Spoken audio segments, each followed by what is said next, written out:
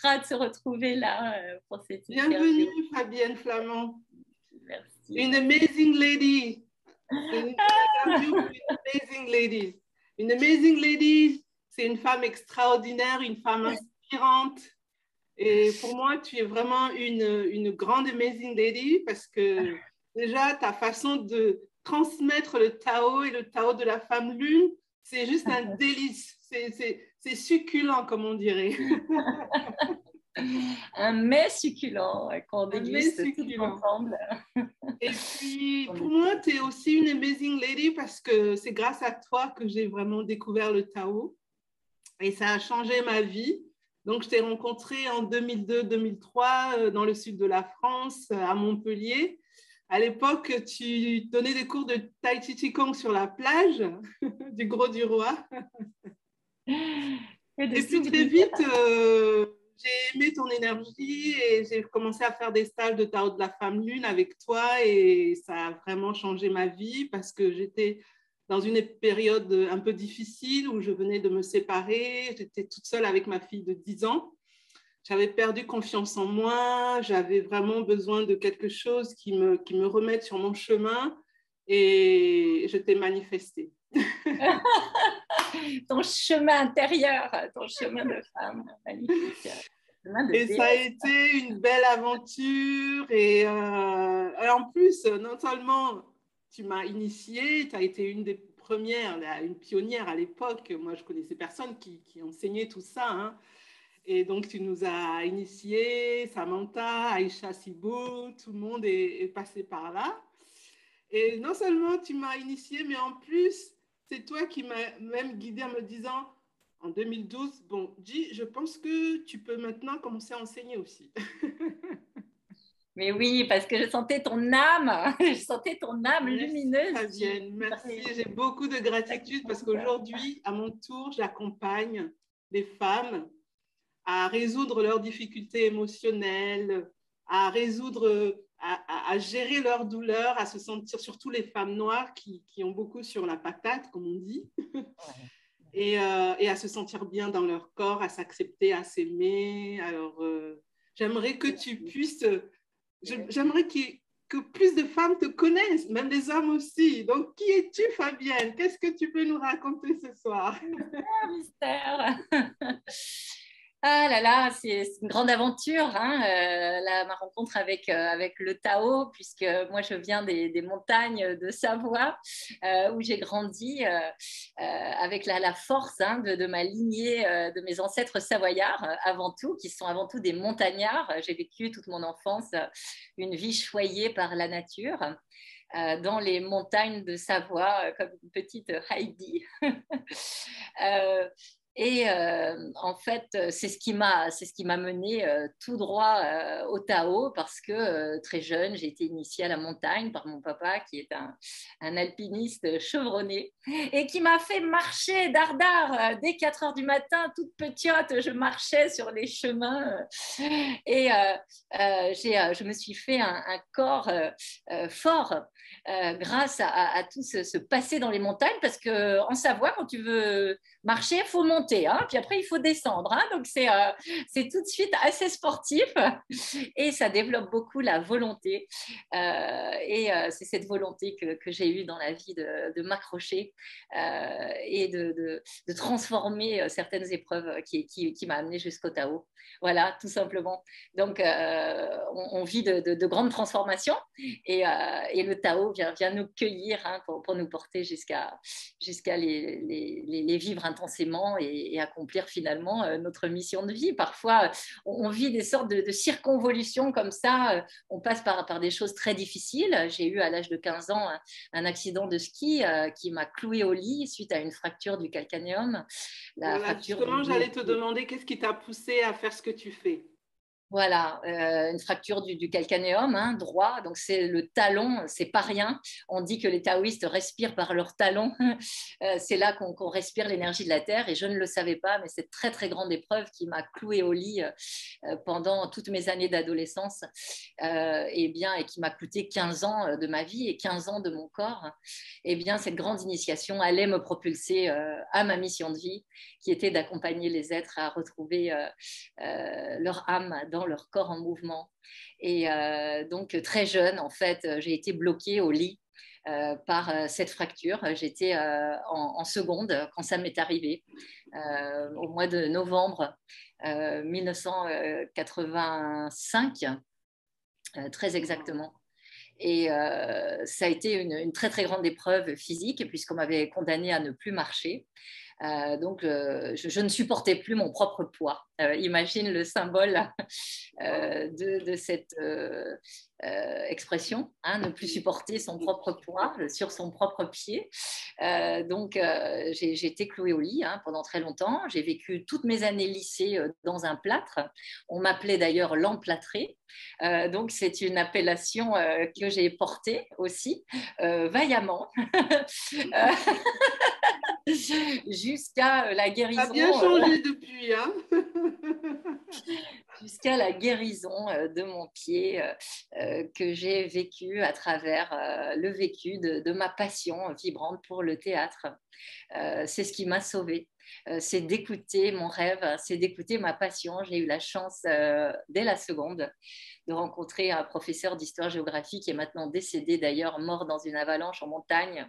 Paix à son âme, un grand alpiniste également, comme quoi c'était aussi partie de ma lignée. Très grand alpiniste, je peux le nommer, il s'appelle Pierre Chapoutot, il a écrit des livres sur la montagne.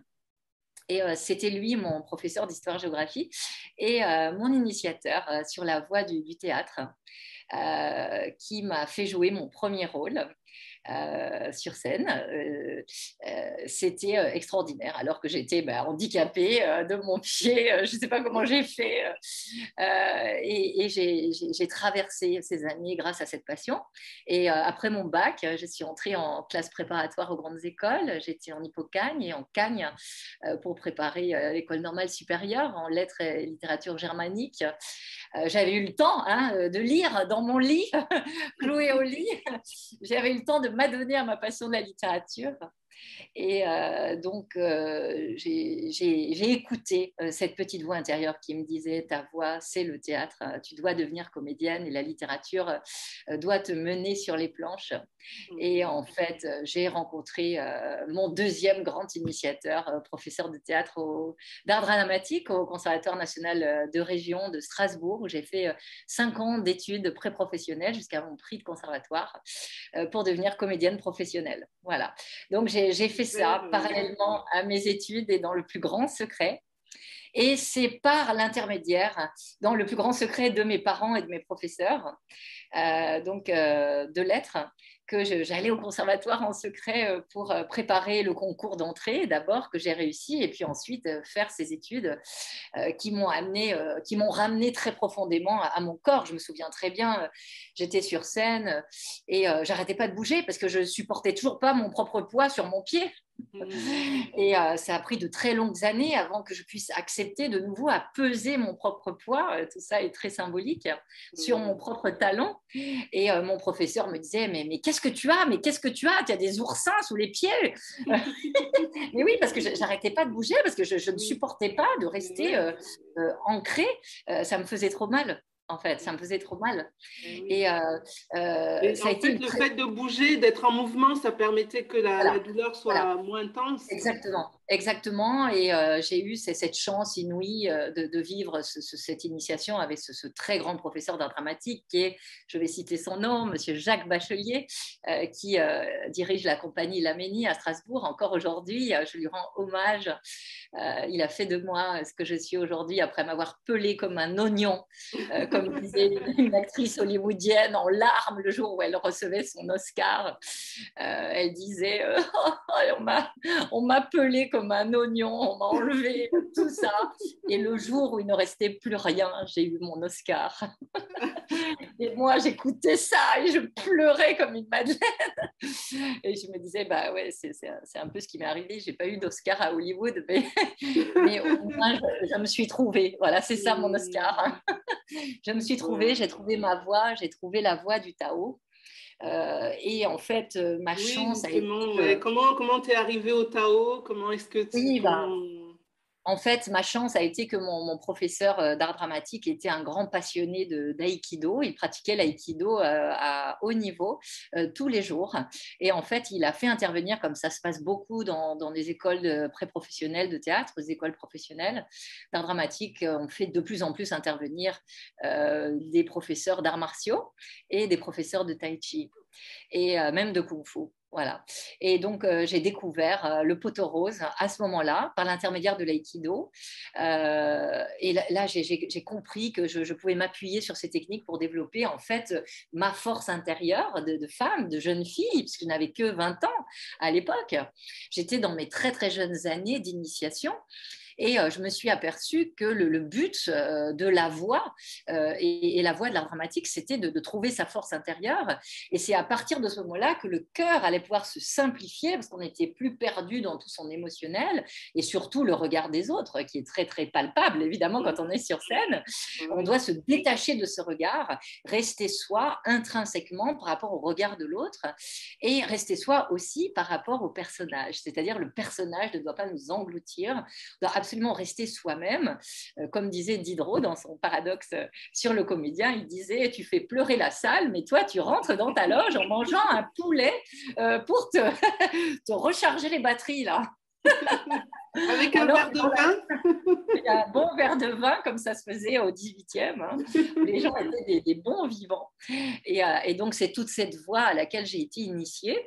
Et très tôt, en fait, mon professeur d'art dramatique m'a confié le cours technique du samedi matin. Et donc, j'étais celle qui faisait répéter ses petits camarades en leur donnant des exercices de respiration, des exercices de marche, des exercices corporels pour marcher le texte. Hein. C'est ce qu'on apprend en étudiant la commedia dell'arte. On apprend à marcher son texte et c'est le secret des grands, grands comédiens italiens qui sont capables de faire rire à pleurer des salles entières parce qu'ils sont dans le mouvement et pas n'importe lequel, celui de la hanche. Et donc, suivez mon regard et suivez mon mouvement. Et bien, c'est tout ça qui m'a fait comprendre que le Tao était l'art, en fait, de revenir dans son propre centre et dans son propre bassin, bien évidemment, d'où le lien avec notre énergie profonde et notre énergie sexuelle, bien sûr. Voilà. Super. Les comédiens italiens étaient très branchés, énergie sexuelle, très branchés. Et c'est ça qui faisait rire la salle, très, très clairement. Très clairement. Super, super, super.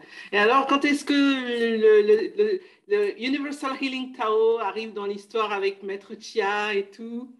Et bien, tout simplement, grâce à mon training de comédienne, où je fais le choix, grâce à mon amant, mon jeune amant de l'époque, très éveillé spirituellement, qui me dit, nous devons aller prendre un cours de Qigong. Et moi, je dis, mais c'est quoi ça, le Qigong ce jour-là, il dit, si, il faut y aller, c'est dans la liste de tous les arts martiaux de la ville à Strasbourg, c'est ceux dont on n'avait jamais entendu parler.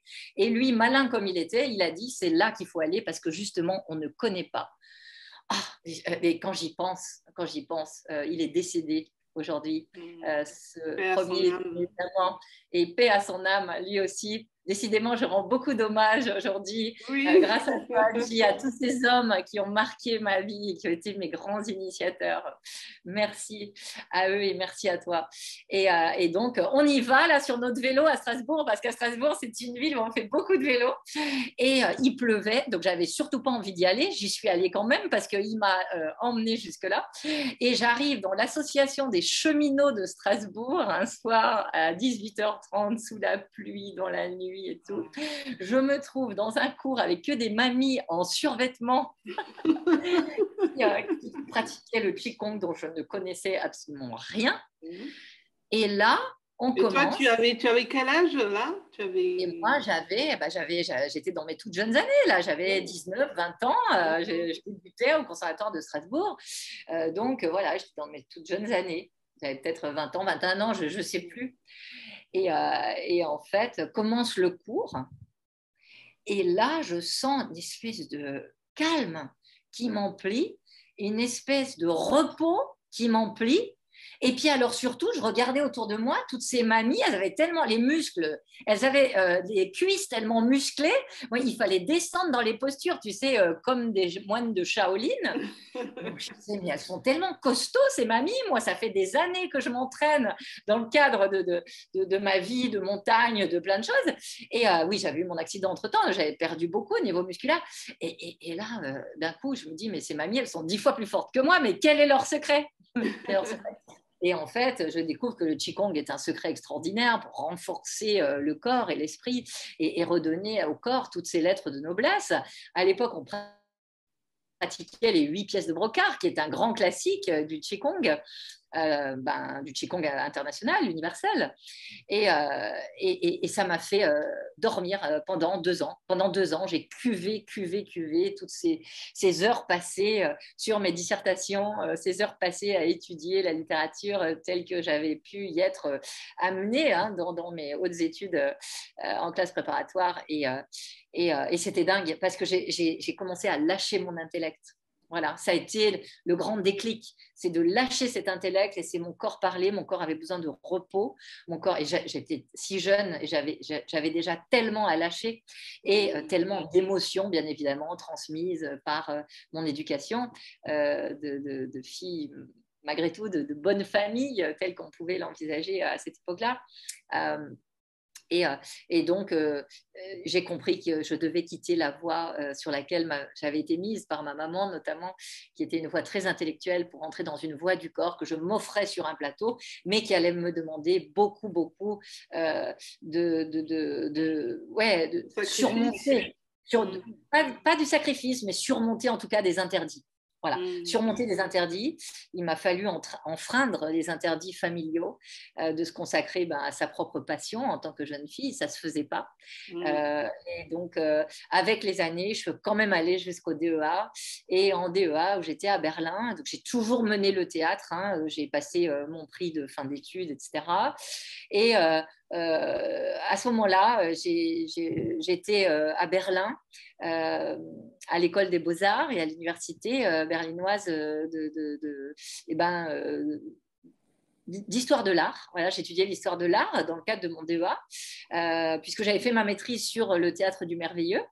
Et je continuais en DEA sur l'histoire du théâtre au XXe siècle. Et l'Allemagne se situait au cœur de mes préoccupations. Et comme j'étais germaniste, je faisais le lien avec la langue allemande, etc. Parce que l'Allemagne a vécu un très grand boom au niveau de la danse contemporaine et de l'histoire du théâtre. Et, au début du XXe siècle. Et donc, je me suis intéressée à tout ça. Et le professeur que j'avais à l'école des beaux-arts m'a repéré, entre guillemets. Il m'a dit, toi, tu vas aller en Inde, tu vas aller en Orient, tu vas t'intéresser à la spiritualité du corps. Je ne connaissais même pas le Tao. J'étais dans un amphithéâtre. Mais le Tao te connaissait. Dans un amphithéâtre à l'université, à Berlin. Et mon professeur de l'école des beaux-arts me parle comme ça, quoi. Il me dit, toi, tu vas arrêter l'université et tu vas partir en Orient. Et j'ai dit, mais c'est pas possible, c'est pas possible. Et 6 mois plus tard, j'arrêtais tout et je partais.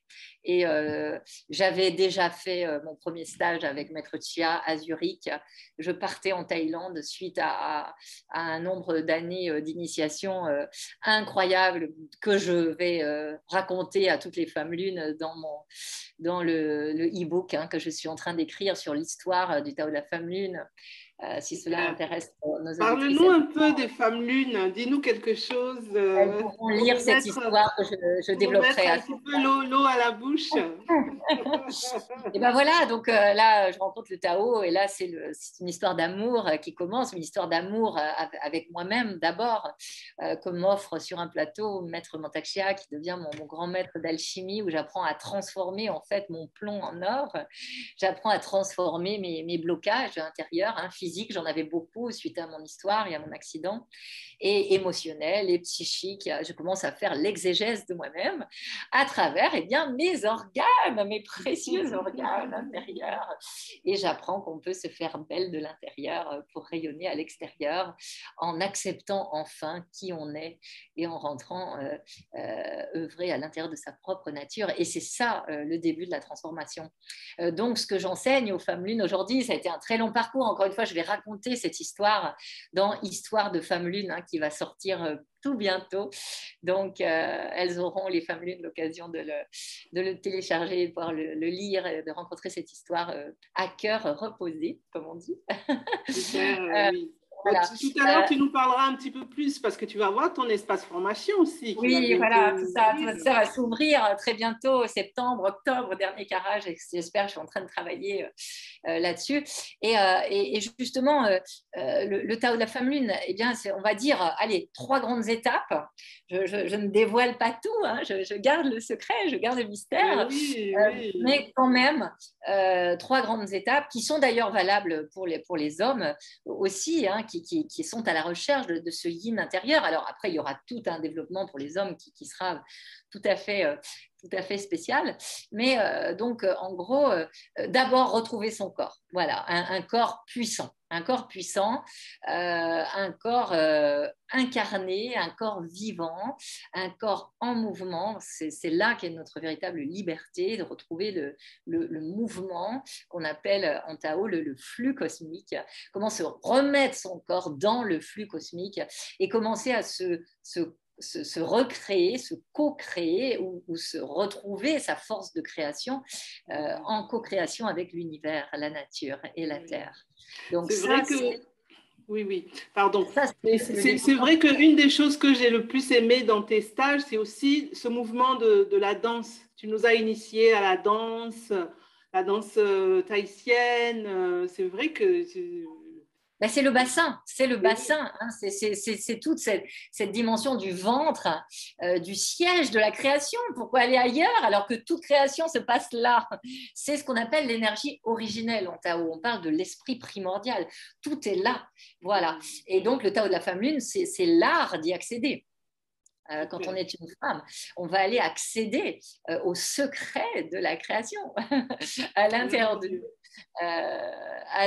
notre corps. Donc ça, c'est la première phase qui est une véritable descente.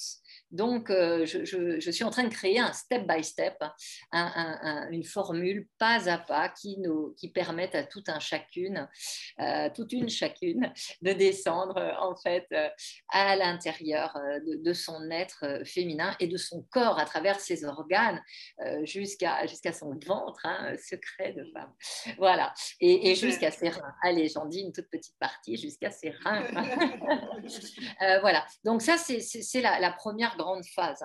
La phase où on va commencer à incarner l'énergie créatrice. Et par l'intermédiaire donc de cette descente et cette incarnation, eh bien, on va rencontrer bien évidemment nos émotions. Et ça, c'est le grand cœur de la pratique féminine, c'est d'aller à la rencontre de la dimension émotionnelle et de cette hyper... alors, je vais dire un autre mot que celui qu'on voit beaucoup sur les réseaux, qui est l'hypersensibilité féminine.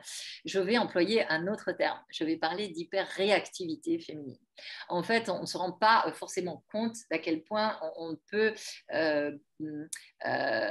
rendre sa propre sensibilité malade par une hyper-réactivité qui nous prive de notre beauté émotionnelle parce que les émotions sont vraiment notre vivance intérieure, c'est ce qui fait notre personnalité. Mais souvent, nos émotions nous rendent réactives. Donc, en fait, on se bat. On est en lutte permanente contre l'extérieur au lieu de laisser émerger la beauté intérieure.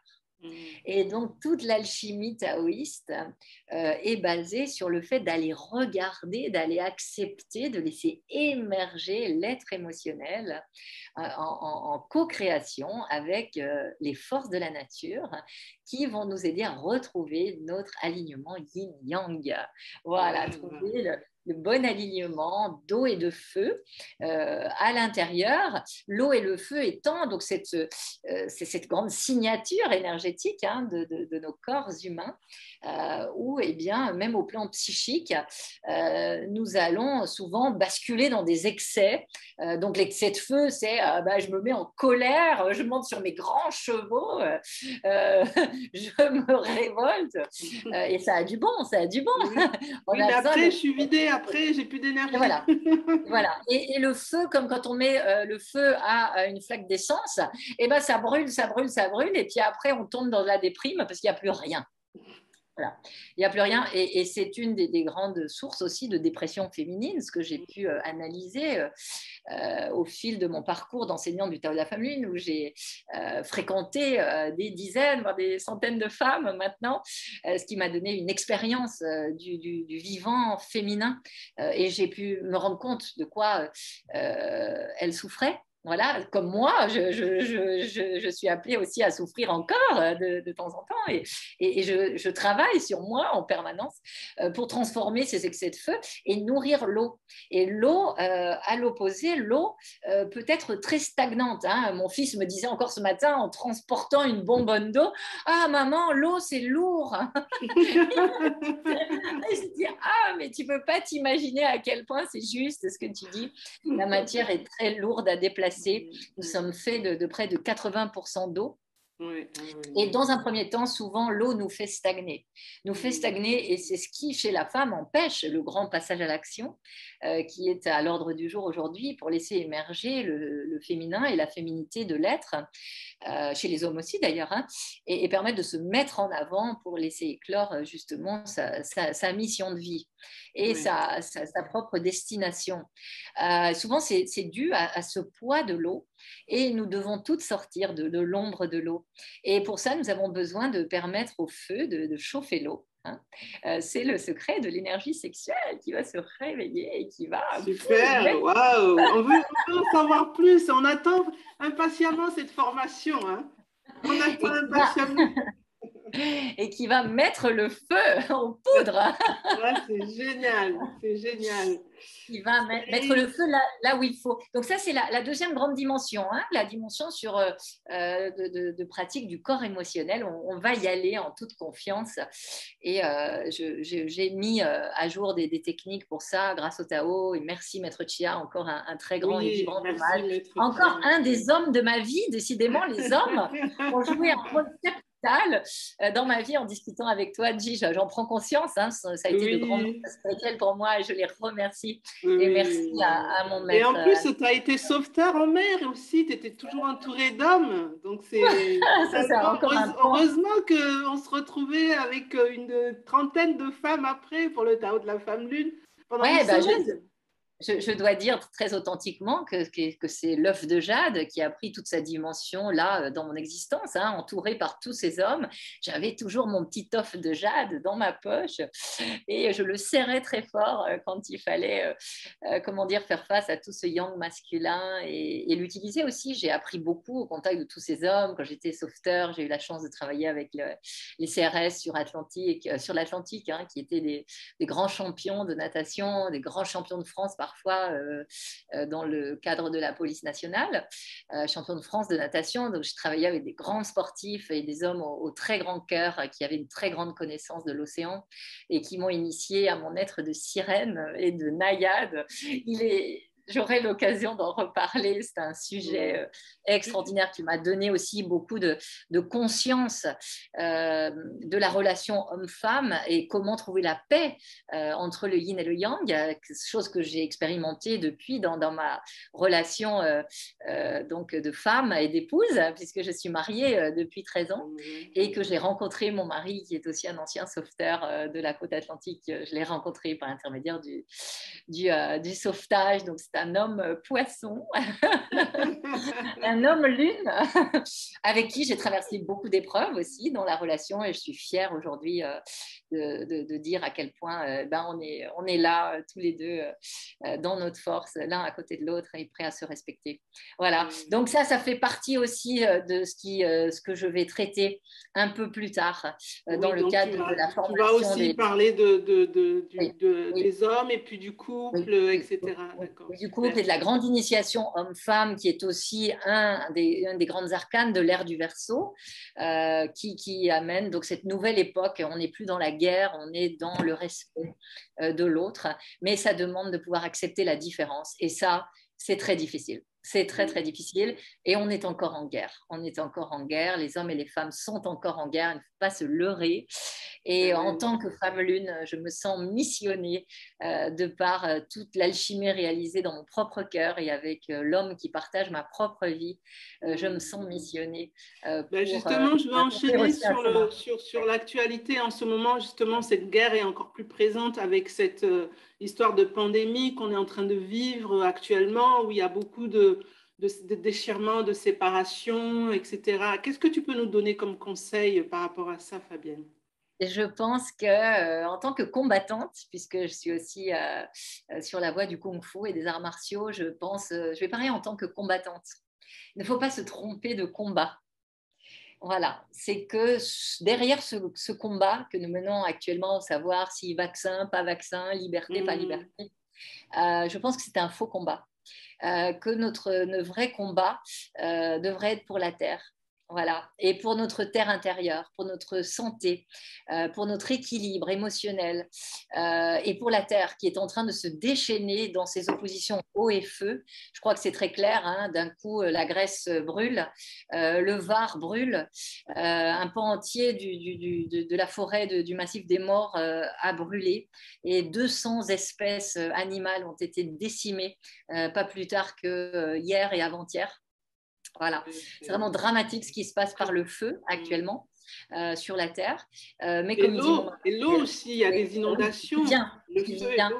Pendant que nous étions en stage de Tao de la Femme Lune là, au mois de juillet en France, eh bien, le nord de l'Europe et l'Allemagne croulaient sous des trombes d'eau qui ont fait des dizaines de morts. Alors, donc, la Grèce brûle. Le nord de l'Europe est sous l'eau, mais on va où comme ça? Je veux dire, la Terre nous montre justement ce qu'on décrivait avec le Tao précédemment, que les extrêmes ne vont cesser de se renforcer si on ne fait rien. Si on ne fait rien, on est en train de scier la branche sur laquelle on est assis au niveau donc de la pollution hein, et de l'hyper-industrialisation. On oublie complètement le corps. On est totalement maintenant devant nos ordinateurs à créer une société qui marche par l'intelligence artificielle, mais on oublie qu'il y a des principes naturels à respecter et que si on ne respecte pas ces principes, la Terre va exploser. Voilà. Et la Terre va exploser. Et nous avec. Et ce sera la fin de la Terre. Voilà. Et c'est ce que les taoïstes enseignent depuis la nuit des temps. Ils enseignent à respecter la féminité de l'être, qui est le respect de la vie. Et le respect du vivant. Et c'est la féminité de l'être, non pas seulement la féminité des femmes, qui évidemment sont aux premières loges pour enseigner et transmettre cette féminité par le respect de leurs propres organes sexuels et de leur propre système hormonal. Mais les hommes sont concernés, évidemment, en grands amants qu'ils sont des femmes, évidemment, mais pas que, en grand respect qu'ils ont d'eux-mêmes et de leur propre santé. Eh bien, ils sont censés aussi laisser éclore leur yin et leur féminité. Et ça se passe dans la relation cœur-énergie sexuelle chez l'homme, comme ça se passe chez la femme, sauf que l'homme est censé ouvrir son cœur par son énergie sexuelle, alors que la femme ouvre son énergie sexuelle par son cœur. Voilà, donc là, les mouvements sont complètement inversés et le virus du coronavirus, pour moi, c'est cette ouverture à cette nouvelle dimension de l'être où on rentre dans ce qui est plus simple, ce qui est plus calme, ce qui est plus évident, ce qui est plus naturel. On a vu tous les animaux, les petits renards sortir, s'installer sur les autoroutes pendant le premier confinement, c'était dingue. On voyait des dessins humoristiques où on voyait les animaux qui regardaient les humains derrière leur confinement, derrière leur propre grille. Et ils disaient, en cage, c'est les humains dans qui sont leur en cage. cage maintenant.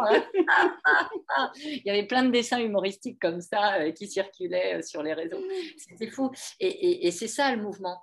C'est d'aller vers la nature, évidemment. Et c'est d'aller vers notre propre nature intérieure. Donc, ne nous trompons pas de combat. J'ai envie de dire, ne nous trompons pas de combat, ne nous trompons pas de voie.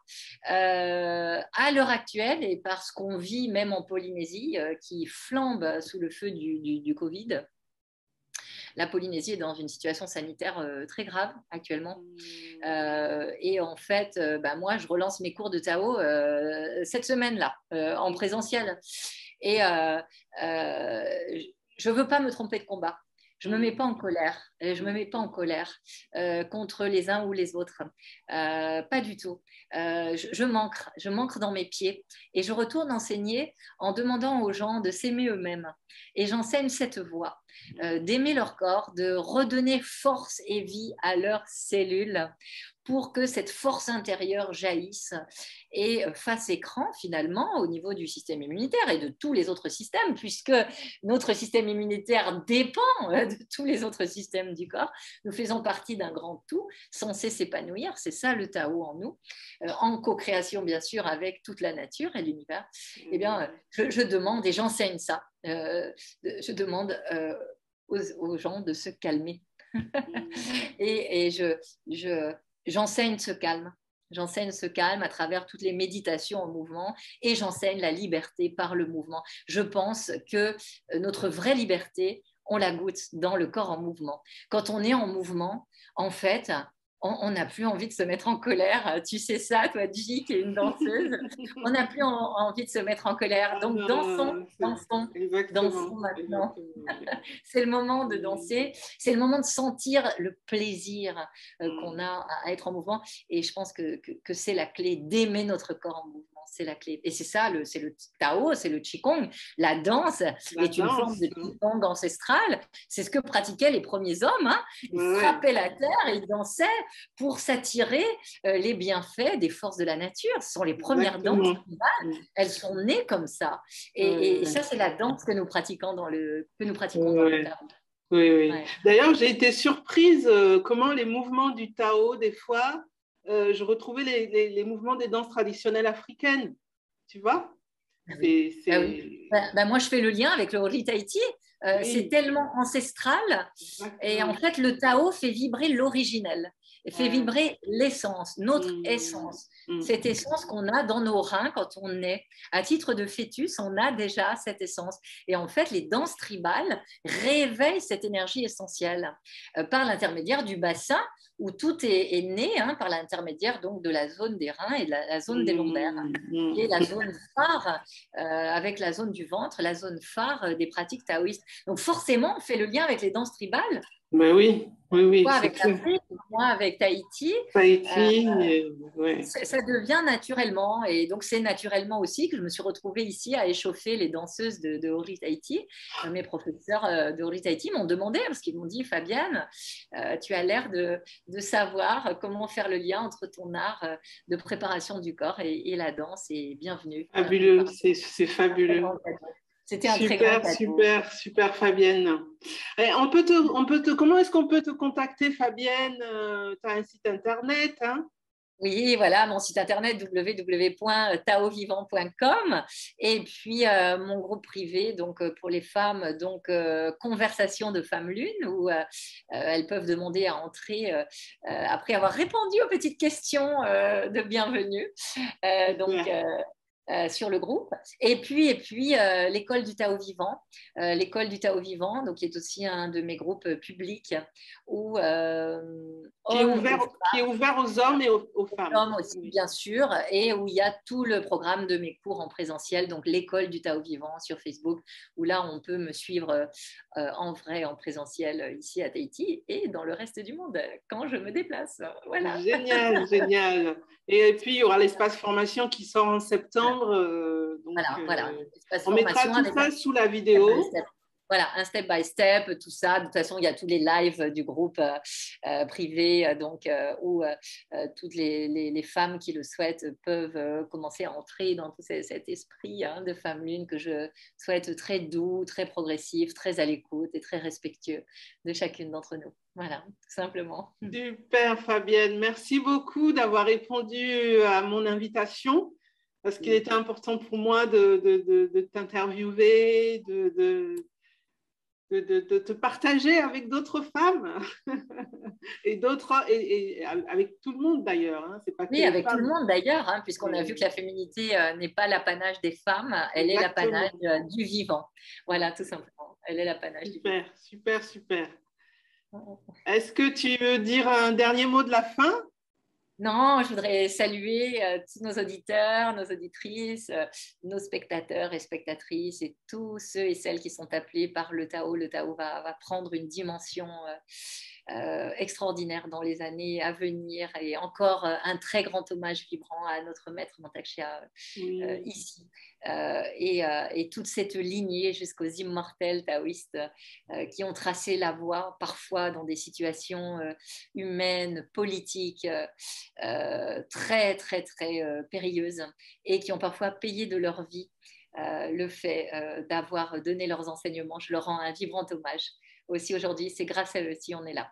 Et elles, les femmes taoïstes. Merci, merci beaucoup. Merci.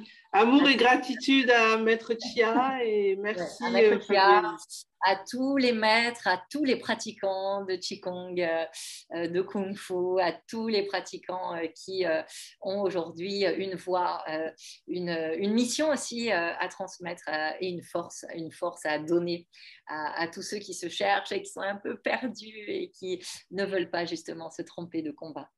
Merci. Merci à toi. Merci beaucoup. À bientôt, Ji. À bientôt. On se retrouve bientôt.